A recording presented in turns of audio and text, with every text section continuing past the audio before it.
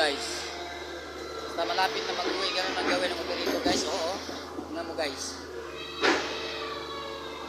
Maro-maro talaga itong operator na to guys. Ano ginagawa niya? Talaga sa lugar ng trabaho ng operator ko, lalo na pag walang sweldo guys. Ano ang gawin niya sa unit niya? Oh. Grabe itong tao guys. Ito yung dalawa guys. Tingnan mo na yung dalawa guys. Oh. Nanonood lang guys. Oh, wala pang oras guys. Oh, tingnan mo yung guys, operator guys. Oh. Oh, anong masasabi nyo guys? Operator na ganyan. Malapit ang oras. Alright, tumingin sa akin guys.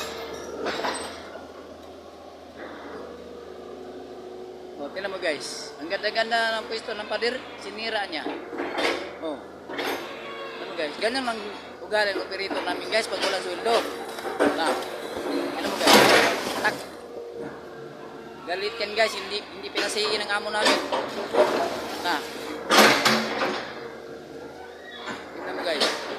Yung ginawa niya, yung apoy oh, pinatay niya.